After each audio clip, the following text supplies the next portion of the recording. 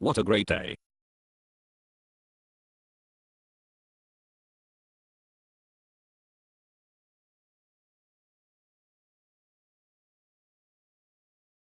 Hi, Dad.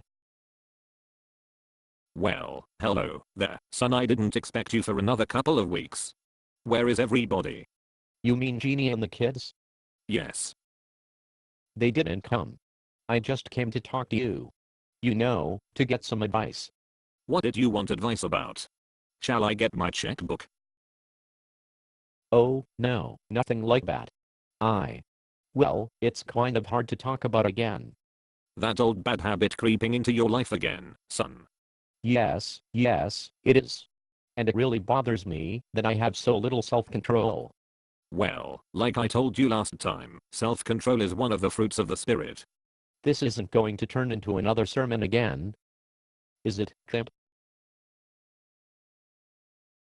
I guess not. It's obvious the sermon approach didn't sink in last time. It isn't like I don't want your advice, Dad. I mean, I came all the way out here and everything. It's just that quoting all those Bible verses. Alright, then, let me put it another way. Your problem with self-control is that you're a lousy gardener. Actually, Dad, as you well know, I'm not a gardener at all. Well, then maybe you ought to take lessons from a gardener. Alright. I'm listening. Did you ever eat an apple from an abandoned apple tree? Well, yes, when I was growing up we used to sneak into Mrs. Benson's orchard. She let it grow wild for years. And how were the apples? Stolen apples always taste better. How were they really? Alright, to tell the truth, they were small, very small and a bit fibrous and a bit sour. That's the problem with your self-control. I'm sorry, I don't follow. The problem with people these days is they treat the fruit of the Spirit as if they were the gifts of the Spirit. The fact of the matter is they're fruit. Fruit needs a gardener and a lot of work. You can't let it grow wild. I thought when the Holy Spirit worked, you just need faith. Like I said, you're confusing the gifts of the Spirit with the fruits of the Spirit.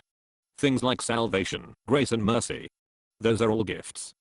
But, things like peace, patience, kindness, gentleness, and self-control, they're fruit and they need a gardener. I'm sorry, I must be a little dense, I still don't. You remember that apple tree over there? How could I forget that tree, Dad? You planted it the day I was born, and you mention it every birthday. I planted that apple tree from a seed, an ordinary apple seed. Yes.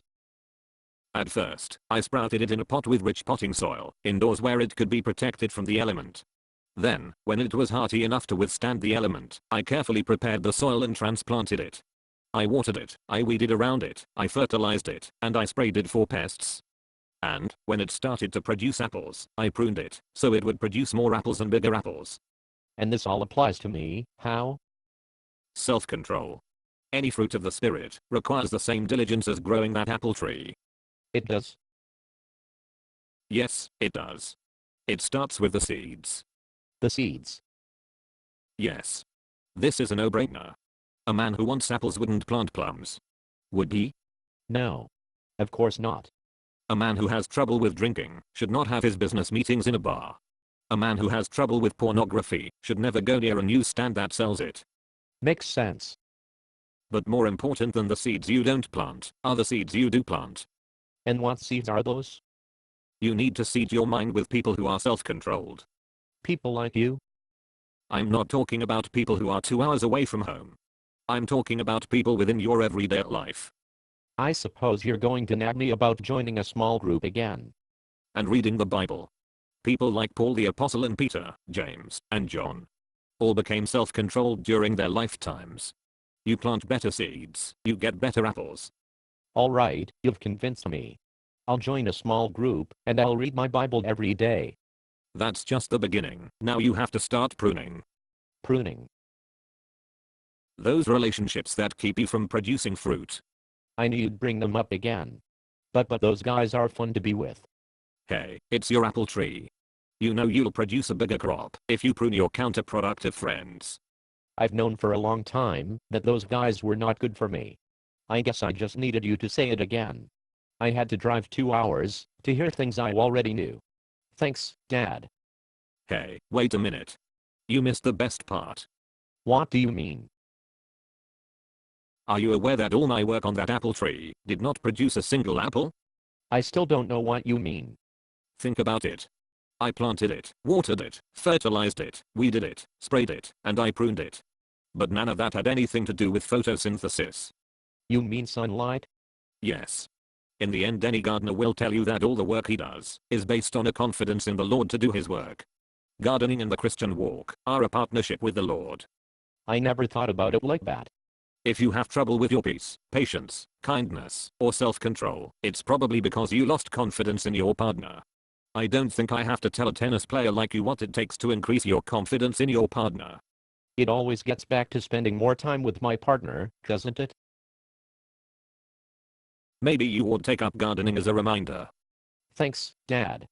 Thanks for being a great gardener. My love to Jeannie and the kids. All that talk about apples got me hungry for one. Based on a pally by Bob Snook. Conditions for use: do not sell any part of this script, even if you rewrite it. Pay no royalties. Even if you make money from performances. You may reproduce and distribute the script freely, but all copies must contain this copyright statement.